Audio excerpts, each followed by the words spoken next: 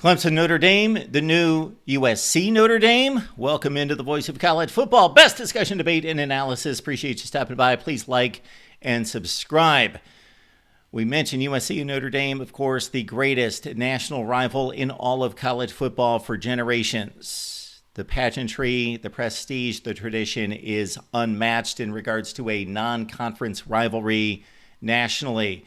Well, Clemson and Notre Dame have a good thing going back to 2015. We could even take it back to 1977. Joe Montana on one side, Dwight Clark on the other side. They more famously hooked up as teammates, of course, in the NFC Championship game and were historically moving San Francisco to a dynasty at that point. But 4 years earlier in 1977, it was Clark on one side trying to pull off the upset of Montana and Notre Dame, and the Irish won the game late and went on to a national championship. In 2015, of course, that was the beginning of the Notre Dame contract with the ACC, playing at least 5 games, and some people out there even consider Notre Dame to be a member of the ACC, but they cannot win an ACC championship. They only play 5 games, not the 8 in conference. They are not a member of the ACC, although, of course, the ACC extended to them an olive branch. We'll get to that in just a second.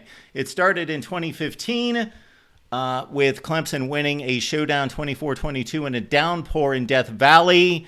Dabo Swinney made his famous "bring your own guts" quote, and of course Clemson was trying to break into the elite, and that helped surge them on to a top 10 win and a spot in the national championship game eventually against Alabama, finishing at 14-1. So this has been going on now with 8 games played in the past 10 seasons between these two teams. Is it a rivalry? Well, it could turn into a rivalry, signing a 12-year contract to play from 2027 through 2038.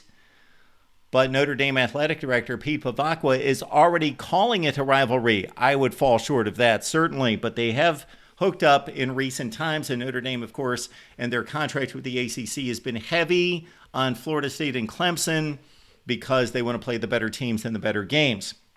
So again, it started in 2015 with the Deshaun Kaiser failed 2-point conversion, and Clemson was kind of on the map. They had won recent games against LSU and Ohio State, but that really pushed them toward a national championship game run. 2018, how ironic. Notre Dame should be in a conference, and they've signed a contract with the ACC. Had they been in the ACC, they would not have been playing Clemson in a national semifinal and getting blown out 30-3 at the Cotton Bowl. Of course, that Clemson team was an all-time team that went 15-0 with Trevor Lawrence at quarterback, the great defensive front that won the national championship over Bama by 28 points. But they played in the national semifinal. That would have cleared a lot up had they played in the ACC championship game with Ohio State and Oklahoma vying for the 4th spot. But I digress. In 2020, this is one of these ironies in college football that just astound me, and a lot of people don't put it together, that in 2018, Notre Dame and Clemson are playing in a national semifinal, and had Notre Dame fully joined the ACC and been in the running for an ACC championship, they would have played in a semifinal. That would have allowed one other team that had the resume to make the playoffs to make it in 2018. Notre Dame basically clogged the lane for teams that had competed in conference championship games. And then 2 years later, guess what happens? Because of COVID-19, Notre Dame does not have a schedule. They don't have opponents. And the ACC offered the olive branch, and they allowed Notre Dame to play in the ACC for 1 season, and what would have been the ultimate insult to the ACC and the clown operation that the ACC is that they allow Notre Dame to play for 1 season and didn't say, you know what, you want to play football this year, you want to play for a national championship and have a legitimate schedule, we'll save you the season, but you're going to sign a 20-year contract. They didn't do that, of course. They allowed Notre Dame to abuse them, as has been the case for the last 10 years, and Notre Dame jumped into the ACC, almost won the conference, and won the big showdown against Clemson in overtime when Trevor Lawrence and some defensive starters were out of the lineup, and Notre Dame won in South Bend 47-40 in overtime. But Clemson saved the ACC's face, saved their rear end by winning the championship game 34-10 a few weeks later. Notre Dame became the first conference champion game loser to go to the CFP. All right, in 2022, Notre Dame put a whipping on Clemson, 35-14, block kick early, really Marcus Freeman's first huge win at the school.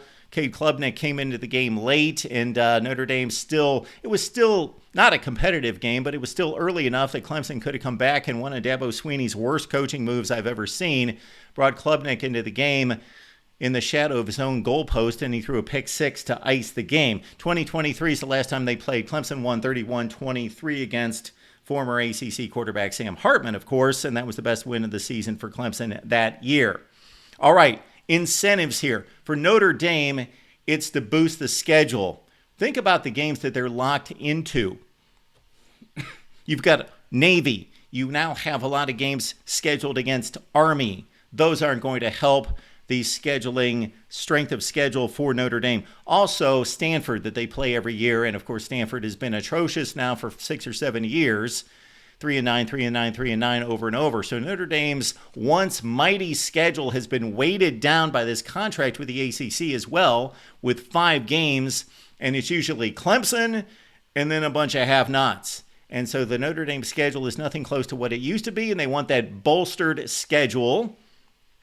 And from the Clemson side, consider this. They just signed a contract to the ACC and announced that 60% of the revenue distribution is going to be based on TV ratings. Schedule Notre Dame, you're Clemson, your TV ratings go up, regardless of who you are, but especially if you're Clemson, because the game is probably going to be a top 10 or 15 matchup, so the TV ratings are going to favor Clemson. But we see some scheduling issues on the horizon. Clemson playing Notre Dame 12 consecutive years. Well, they always play South Carolina. So they're going to play an 8-game conference schedule and play Notre Dame every year and play South Carolina every year. And they also have scheduled contracted matchups against Georgia in 2029, 30, 32, and 33. 4 times against Georgia in the next 12 years. And also against Oklahoma in 2035 and 36. They're going to play Georgia, South Carolina, and Notre Dame non-conference. Oklahoma, South Carolina, and Notre Dame non-conference? I think not.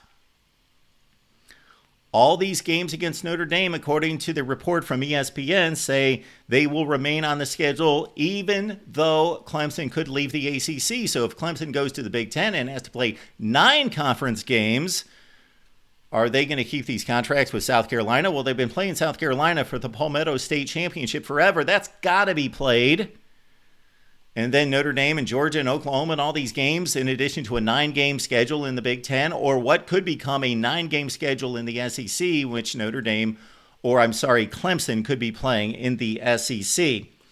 Florida State Athletic Director Mike Alford came out with a statement, and so did Miami AD Dan Radakovich, basically saying, we want in on this. We want to play more games against Notre Dame. That's, if you look at the statements, basically they say brands have to play brands, and that's what's important. And Radakovich actually mentioned something about the ACC possibly with more expansion, or even with maybe the 17 teams that they currently have going to a division of brand name schools and non-brand name schools. Woo! Talk about divisiveness there in the ACC. It's interesting. They've already started that process, of course, with this revenue distribution going to the more popular teams on television. Your thoughts about Clemson and Notre Dame right here, the Voice of College Football. Please like and subscribe. We'll see you each and every day, Monday through Friday at 4 p.m. Eastern Time for the College Football Show. See you then.